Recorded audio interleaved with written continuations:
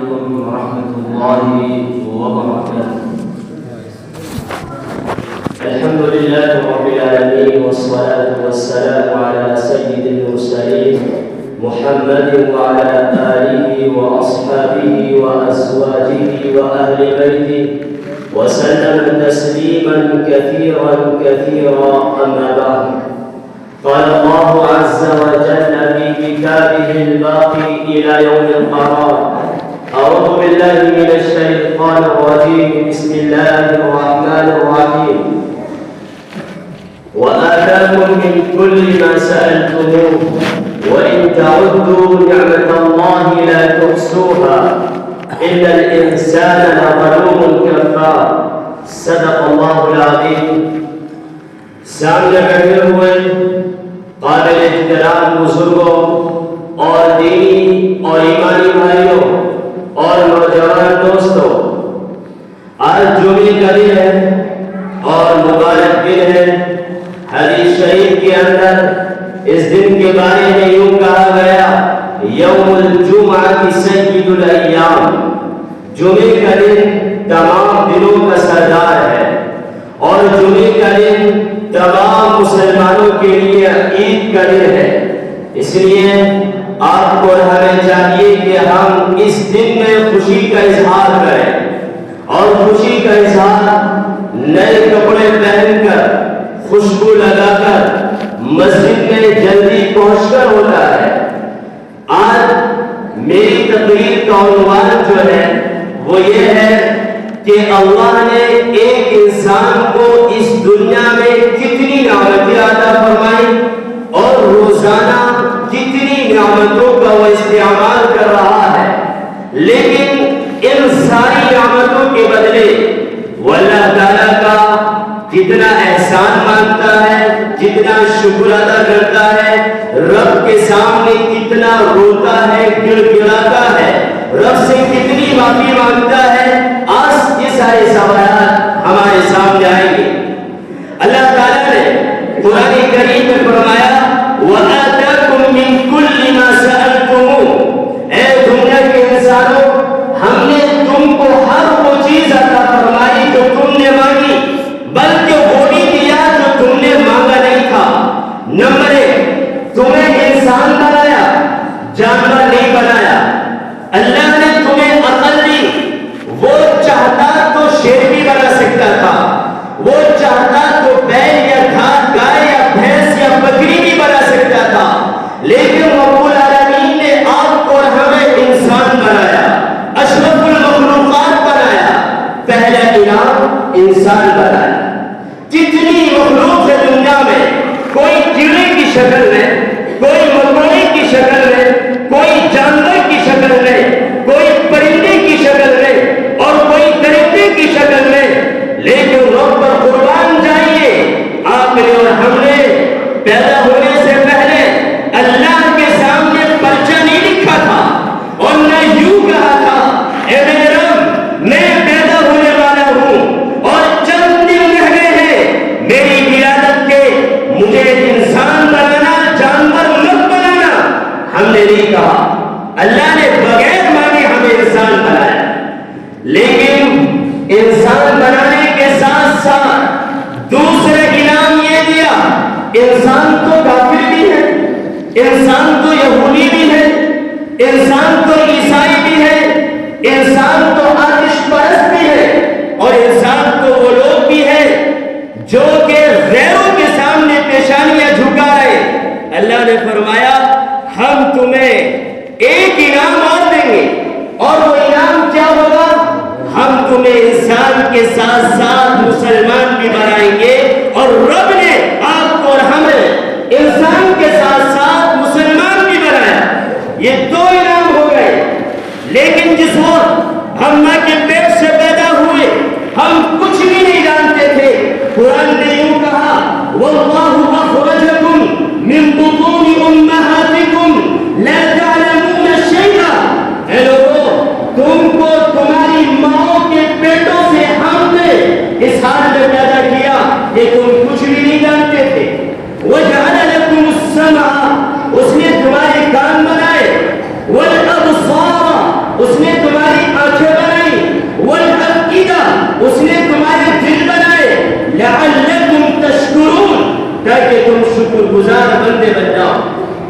پھر مانگے انسان بنایا، پھر مانگے مسلمان بنایا، اور تیسرا انعام وہ اس سے بڑا انعام دیا.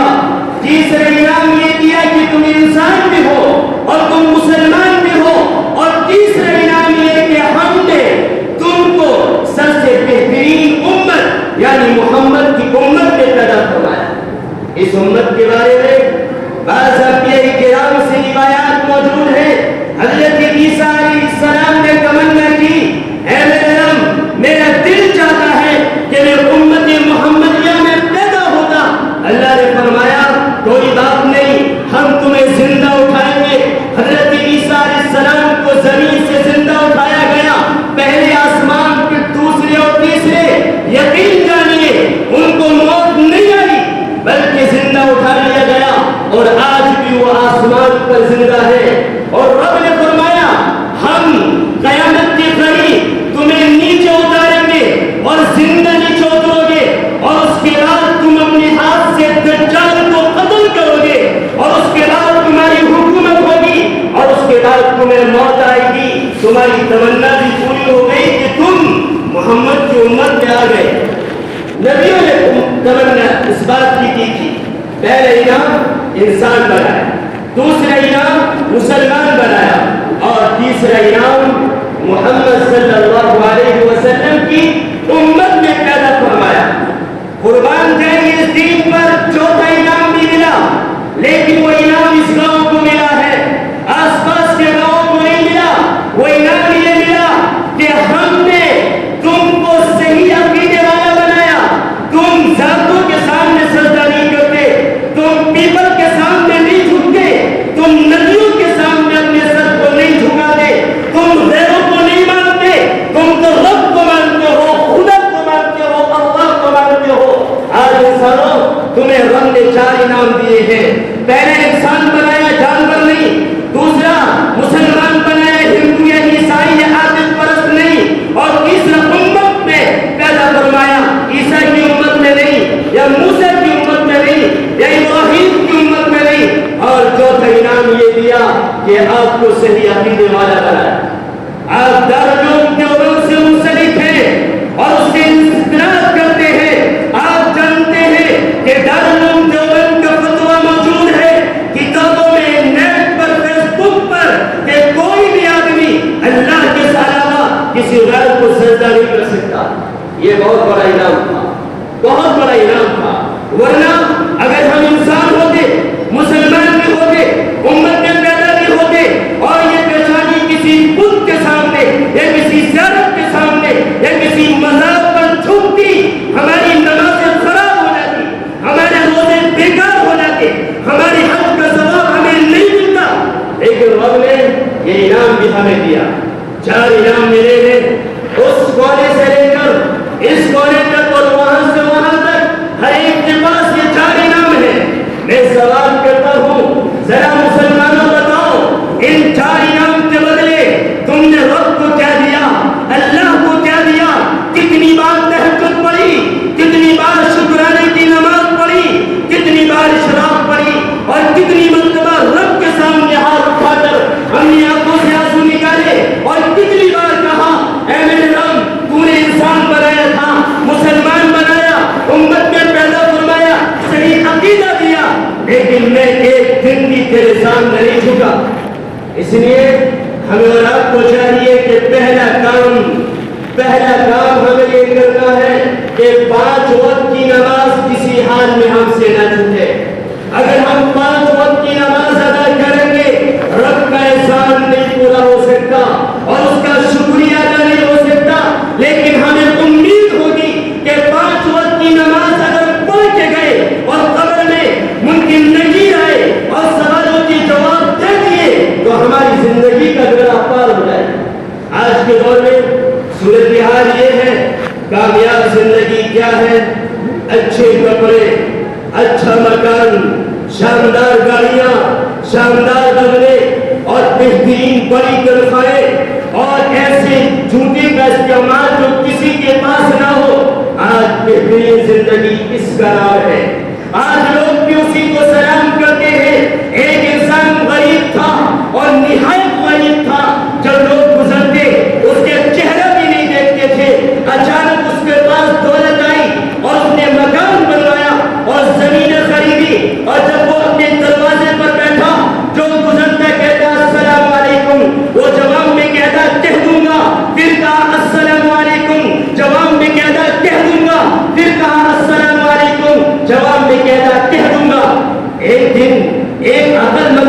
گزرا، کہنے لگا تمہارے پاس سے جو بھی گزرتا ہے تم جواب میں کہتے ہو کہہ دوں گا، کیا مطلب؟ جواب کیوں نہیں دیتے اور کیوں نہیں کہتے وعلیکم السلام ورحمۃ اللہ وبرکاتہ؟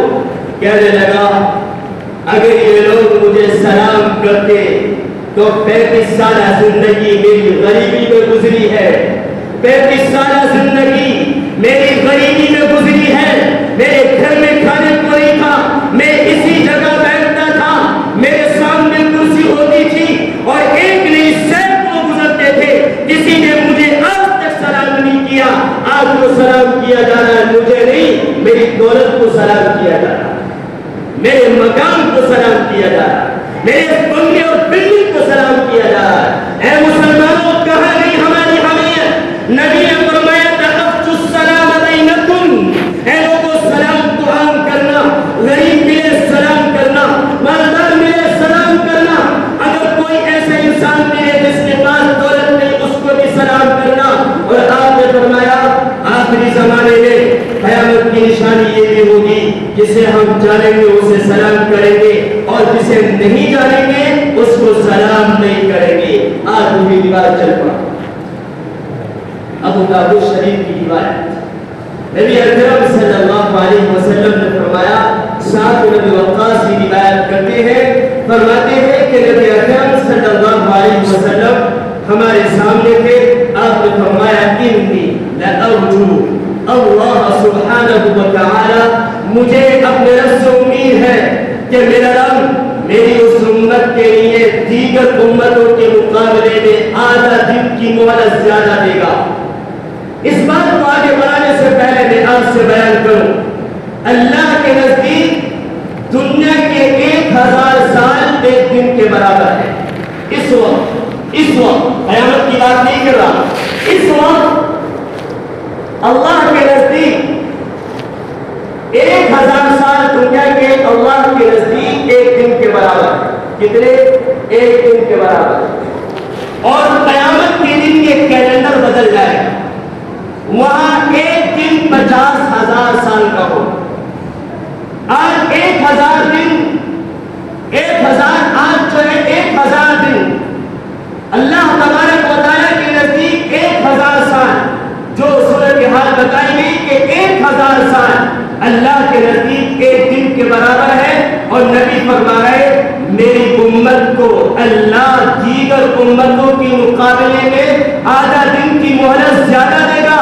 مطلب یہ قانون ہے اللہ کا، جب لوگ سست ہو جاتے اور دین سے غافل ہو جاتے، چوریاں عام ہونے لگتی، بے نمازیوں کی کثرت بڑھ جاتی، مسجدیں خالی ہونے لگتی اور امت کے افراد گمزدیوں میں ڈوب جاتے ہیں۔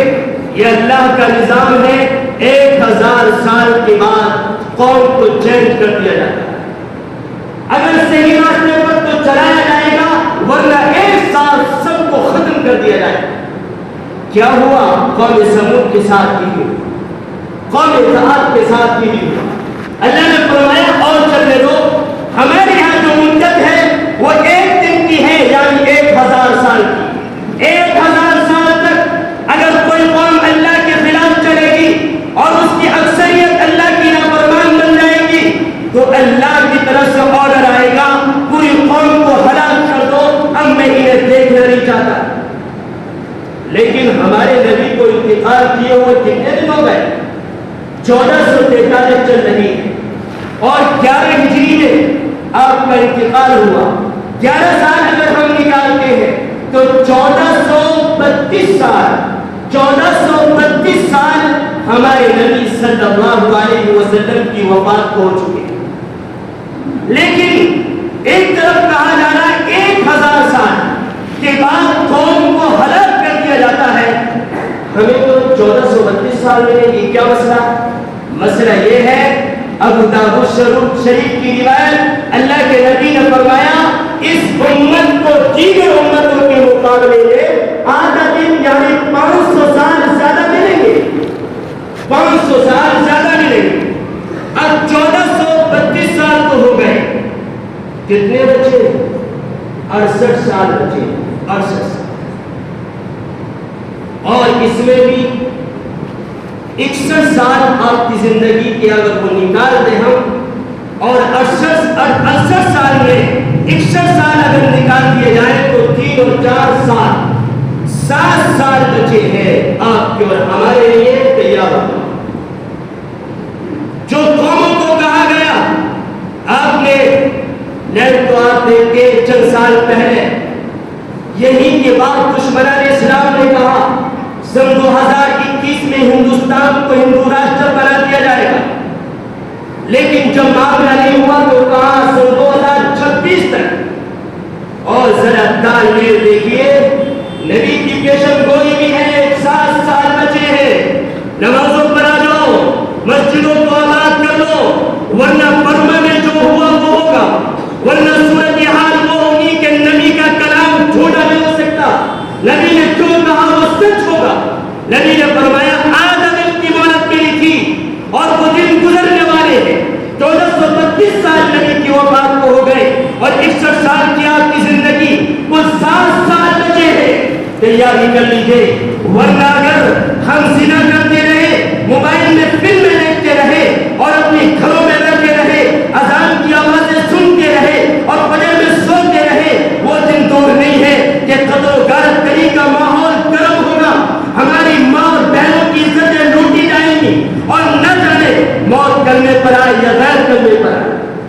یہ میں اپنی طرف سے نہیں کہہ رہا، ابو داؤد شریف کی حدیث کی روشنی ہے۔ دارالعلوم دیوبند کے فاضل بہت مشہور، انہوں نے اپنے بیان میں لوگوں کے سامنے یہ بات پیش کی ہے۔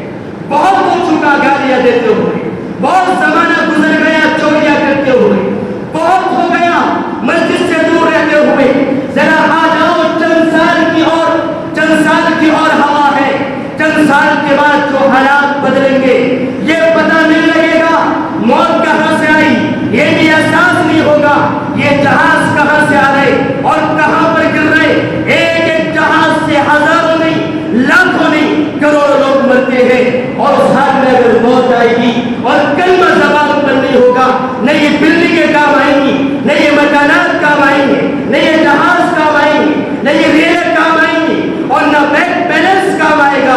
اس وقت آپ کی نمازیں کام آئیں گی، آپ کے اچھے اعمال کام آئیں گے۔ اور اس کو چھوڑیے، وہ تو 7 سال کا زمانہ ہے۔ پہلے نمبر پر اس کو دیکھیے کہ موت کا کس کو کیا بھروسہ، موت کا کس کو کیا بھروسہ۔ چند دن پہلے ایک عورت کی موت ہوئی اور پھر چند دن کے بعد ایک نوجوان لڑکے کی موت ہوئی، 11 یا 12 یا 13 سال کا لڑکا۔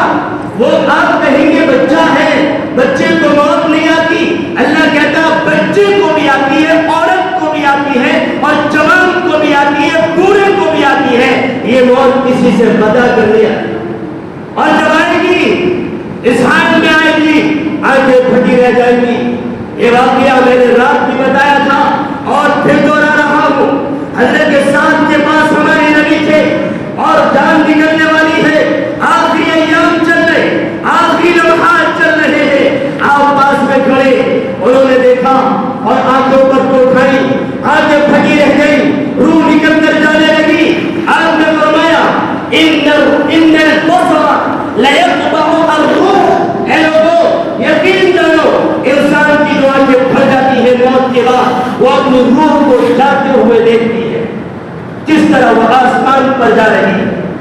بہت سے لوگوں نے اشکال کیا، جب روح پیر کے ناخن سے نکلی انگوٹھے میں، انگوٹھے کے بعد پیر میں، پیر کے بعد ایڑی میں، ایڑی کے بعد پنڈلی میں، پنڈلی کے بعد گھٹنے میں، اور گھٹنے کے بعد ران میں، ران کے بعد پیٹ میں، پیٹ کے بعد سینے میں، سینے کے بعد حلق میں، یہاں روک دی جاتی ہے۔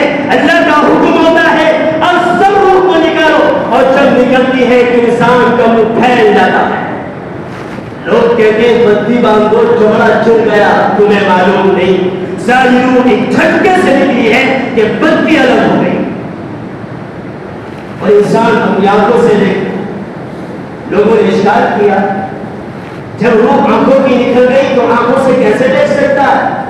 علماء کرام نے اس کی مثال دی، ایک گاڑی سڑک پر چل رہی تھی، چلتے چلتے رک گئی، نوجوان اترا، اترنے کے بعد کہا بھائی ذرا ادھر آؤ، بلایا، اور بلانے کے بعد دھکا دو، 5 نوجوان دھکیل رہے، جب 5 ہٹ گئے گاڑی پھر بھی چل رہی، آپ بال کو پھینک کے آپ پھینک تو نہیں رہے، بال پھر بھی بھاگ رہی ہے، کیا جو قوت دھکیلنے کی تھی ابھی اس کا اثر باقی ہے، یہی حال آپ کو جو روح تھی اس کا اثر باقی ہے، اسی وجہ سے وہ روح کو نکلتے ہوئے دیکھتے ہیں۔ نوجوانوں، موت کا معاملہ بڑا آج تو صورتحال اٹیک کا معاملہ چلا ہے، اور ہر اٹیک بڑا عجیب مسئلہ ہے، کوئی بیماری نہیں، سر کا درد نہیں، پیٹ کا درد نہیں، ٹانگوں میں درد نہیں، بخار نہیں، یا اس کے علاوہ کوئی اور بیماری کچھ نہیں۔ کہا کیا ہوا کہ کچھ بھی نہیں ہوا، اچانک کھانا کھا رہا تھا، لقمہ بنا کے منہ کے اندر لے کر جا رہا تھا اور اس کے دانتوں میں رکھا، پیچھے کو گر گیا، مر گیا۔ 14 یا 15 دن پہلے ایک عالم دین بیان کر رہے تھے، 7 منٹ ہو گئے تقریر کرتے ہوئے جس طرح میں کر رہا ہوں، اور وہ ان کی زبان پر قرآن کریم کی ایک آیت تھی، اولئک الذین امتحن اللہ قلوبهم للتقوی۔ اس کا ترجمہ جب شروع کیا آنکھیں پھٹی اور یہ روڈ مائی سے ٹکرایا، پھر اس کے بعد پیچھے کو ہوئے، وہ پاس میں بیٹھے دوڑے ہوا ہے اور گودی میں لیا، پیچھے کو لیٹ گئے، مر گئے۔ یہ ہوا ایک نوجوان اپنی بیوی سے کہا کھانا لے کر آؤ ورنہ طلاق دے دوں گا، یہی جملہ کہا، کھانا لایا گیا اور لقمہ بنا رہا تھا ہاتھ سے، وہی ہاتھ چھوٹ گیا، پیچھے کو گرا، مر گیا۔ یہ میں کہانیاں سنا رہا ہوں، یہ حقائق ہے، آپ مجھ سے زیادہ جانتے ہیں، یوٹیوب کے دیکھنے والے اور فیس بک کے دیکھنے والے، ساری خبریں آپ کے سامنے۔ کیا ایسا نہیں ہو رہا؟ کیا دیکھ کے بیمار نہیں ہے لوگ؟ کیا لوگ نہیں مر رہے؟ کیا جوان نہیں کر رہے؟ کیا بچوں کی موتیں نہیں ہو رہی؟ کیا بغیر بیمار آدمی نہیں جا رہا؟ جا رہے اور جائیں۔ نبی نے فرمایا قیامت کی 3 نشانیاں ایسی ہیں جو اگر ظاہر ہو گئی سمجھ لینا قیامت قریب ہے۔ پہلی چیز یہ کہ کثرت کے ساتھ موتیں ہوں گی، موتوں کی خبریں بہت تیزی سے آئیں گی۔ چند مہینے پہلے تو دہلی اور لکھنؤ اور بمبئی اور کولکتہ میں عجیب منظر، ہر گلی میں موت، ہر گھر میں موت، ہر محلے میں موت، اور ہندوؤں کو تو جلانے کے لیے جگہ نہیں مل رہی، اتنی بڑی تعداد میں لوگ مرے، اور اب اس بات پر بھی قادر کہ ایک ساتھ سب کو مارا، لیکن حکمت سے کام کرتا ہے۔ جوانوں، آج ہم اپنے گھروں سے باہر نکلتے اور جب نکلے تو سوچ لینا میرا یہ چہرہ جب واپس ہوگا اس میں روح ہوگی یا نہیں پتہ ہے۔ صحابہ کرام کو بلایا ہمارے پیارے نبی نے، اور اس کے بعد کہا ابو بکر کب تک جیو گے؟ کہا دوپہر تک۔ عمر تم بتاؤ، علی تم بتاؤ، عثمان تم بتاؤ، ابو عبیدہ تم بتاؤ، سعد بن ابی وقاص تم بتاؤ، معاذ بن جبل آپ بتاؤ۔ سب صحابہ نے کہا، کسی نے دوپہر تک، کسی نے شام تک، کسی نے کل تک۔ آپ نے جواب میں فرمایا اوہ اتنی لمبی امید، اتنی لمبی امید ہے جینے کی، کل تک، دوپہر تک، شام تک، اتنا لمبا؟ مجھے تو یہ بھی پتہ نہیں آنے والا سیکنڈ مجھے ملے گا یا نہیں۔ اللہ کے نبی نے ایک خط بنایا تھا، اور وہ خط کیا تھا؟ ایک نشان اس طرح کرا، پھر اس طرح کا، پھر اس طرح، پھر اس طرح، پھر اس طرح، ایک نشان لمبا کیا، کافی لمبا نشان تھا۔ اس کے بعد آپ نے فرمایا یہ انسان کی زندگی ہے اور یہ والا نشان موت ہے، اور یہ جو لکیر اوپر گئی ہے یہ انسان کی امیدیں ہے اور انسان کی آرزویں ہیں۔ آج پیسے ہمارے پاس ہے تو کہتے ہیں 5 منزلہ مکان بناؤں گا، گرل لگواؤں گا، کلر ایسا ہوگا، ادھر الگ ادھر الگ، اور گیٹ پر شاندار ہوگا، نیچے فرش ہوگا۔ یہ تو شداد والا معاملہ ہو گیا، شداد والا معاملہ۔ شداد نے کہا جنت بنواؤں گا، پھول لگواؤں گا، سڑک بچھواؤں گا، بہترین باغات تیار کروں گا۔ اللہ نے فرمایا کرو کرو کرو۔ اس کے بعد شروع ہوگی تیاریاں، پیسہ بے پناہ تھا، اس کے بعد بنیاد رکھی گئی، مکان تیار ہوا، نسائی ہوئی، ساری کام مکمل، اعلان کیا گیا بادشاہ جنت تیار ہے، آپ سیر کرنے چلے۔ جس وقت تاریخ گواہ ہے، دھیان سے سننا، جس وقت اپنا یہ پیر گھوڑے پر رکھا تھا اور چلا تھا، بڑا تکبرانہ انداز تھا، اور کہا لوگ کہتے ہیں کہ جنت ملے گی، ارے دیکھو جنت بنوا دی. لوگ کہتے ہیں یہ کام کرو جنت میں جاؤ گے، جنت تو میں نے بنائی ہے، اور نہ اگر جھوٹ مانتے ہو میرے ساتھ چلو دیکھ لو. اس کے بعد چلا، ہزاروں کا لشکر دائیں اور بائیں اور استقبال کیا گیا. جب دروازے پر پہنچا اور اس کا گھوڑا اندر داخل ہوا، دایاں پیر زمین پر، بایاں پیر اس کی کمر پر، حضرت اسرائیل آ گئے اور آنے کے بعد کہا چلو بہت ہو گئی جنت بنوا چکے، اب ذرا ٹہل کے دکھاؤ، چل کے دکھاؤ، اس کو استعمال کر کے دکھاؤ، اس میں رہ کے دکھاؤ، ایک سانس لے کے دکھاؤ، تب مانیں گے تم بھی کچھ ہو. اور اگر تم نہیں رہ سکے اور استعمال نہیں کر سکے، خدا کی قسم تم مچھر کے پر بھی نہیں ہو. اللہ کے نبی نے خود کہا لو كانت الدنيا تعدل عند الله جناح بعوضة. اے لوگوں، اللہ کے نزدیک اس ساری دنیا کی قیمت اگر مچھر کے پر کے برابر ہوتی تو اللہ کسی کافر کو ایک گھونٹ پانی پینے کے لیے نہ دیتا. کون کہہ رہا؟ نبی کی. اس دنیا کی کوئی حقیقت نہیں. بہرحال اسرائیل علیہ السلام نے جب اس کی روح کو نکالا چلا گیا تو کیا تھا؟ ہاتھ ملتا گیا اور یہ کہتا گیا ایسی جنت کا کوئی بھروسہ نہیں. ہاتھ ملتا گیا اور یہ کہتا گیا ایسی جنت کا کوئی بھروسہ نہیں. آج وہ بھی ہے جنہوں نے مکان بنوایا اور بہترین ٹیپ ٹاپ اس کو کیا، لیکن ایک وقت کی نماز نہیں پڑھی، لیکن رمضان میں روزے بھی نہیں رکھے. کبھی بیچارہ جمعے کو آیا تو آیا، وہ بھی نہیں آیا. جب مکان تیار ہوا اور اگلے دن جانے والے شفٹ ہونے والے تھے، خبر آ گئی اٹیک ہوا، مر گیا. نہ مکان ملا اور نہ نام لینا نہیں چاہتا. کیا ہوگا آپ کا؟ ایسے بھی ہوگا. اگر آپ مکان بنانا تو نمازوں کے ساتھ بنائیے، بڑی اچھی بات ہے. حضرت عثمان غنی مالدار تھے، سعد بن ابی وقاص مالدار تھے، عبد الرحمن بن عوف مالدار تھے، اور بھی بڑے بڑے صحابہ ابو بکر مالدار تھے. مالدار ہونا کوئی عیب نہیں ہے، پیسہ ہونا عیب نہیں ہے. عیب یہ ہے تمہاری مالداری تمہیں اللہ سے دور کرے. عیب یہ ہے تمہاری مالداری تمہیں لوگوں کو حقیر بنائے. عیب یہ ہے کہ تم چند پیسے آ جائے اور تم یہ سمجھو ہم جو کچھ ہے ہم ہیں، ہمارے علاوہ کوئی کچھ نہیں. خدا کی قسم تم ہو یا تم جیسے ہزاروں ہو، اللہ کی نگاہ میں مچھر کے پر کے برابر نہیں. اگر ایمان نہیں، ایمان ہے تو تم سے قیمتی چیز کوئی نہیں، اور اگر دل میں ایمان نہیں تو کچھ بھی نہیں. یہ بہت کرو تھا اور چلتی پھرتی لاش ہے، اس سے زیادہ نہیں. اس لیے میں آپ سے کہتا ہوں اور ادب و احترام سے کہتا ہوں، اگر ہم مکان بنا رہے یا پلاٹ خرید رہے یا زمینیں خرید رہے یا کوئی اور کام کر رہے، یہ سوچ کر آخری محل قبرستان ہے، آخری گھر قبرستان ہے، آخری آرام کا قبرستان ہے، آخری کمرہ قبرستان ہے، آخری محل قبر ہے، آخری روم قبر ہے، آخری جگہ قبر ہے، آخری آرام لینے کی جگہ قبر ہے. ورنہ اگر اور بھی ہوتا تو آج ذرا بتائیں کیا محمود غزنوی اور تیمور لنگ اور شاہ جہاں اور اکبر بادشاہ اور ان کے بڑے بڑے بادشاہ گزرے، کیا ان کے پاس سونا نہیں تھا؟ کیا ان کے پاس چاندی نہیں تھی؟ کیا ان کے پاس تانبا اور پیتل نہیں تھا؟ لیکن ان کی قبریں مٹی کی ہیں، سونے چاندی کی نہیں ہیں. ان بادشاہوں کی قبریں بھی مٹی کی ہیں، سونے چاندی کی نہیں ہیں. کیا آپ ذرا سینے پر ہاتھ رکھ کر بتائیں، بادشاہ اگر چاہے تو اپنی قبر سونے کی نہیں بنا سکتا؟ بنا سکتا. چاندی کی نہیں بنا سکتا؟ بنا سکتا. لیکن قرآن نے کہا منہا خلقناکم، ہم نے تم کو اس مٹی سے پیدا کیا، ومنہا نخرجکم، کیا کہا؟ منہا خلقناکم وفیہا نعیدکم، اس مٹی سے پیدا کیا، اسی میں لوٹائیں گے. سونے میں نہیں، چاندی میں نہیں، تانبے کے گھر میں نہیں، یہ لوہے کے گھر میں نہیں. مٹی سے آئے ہو، مٹی سے بنے ہو، مٹی میں لوٹائیں گے.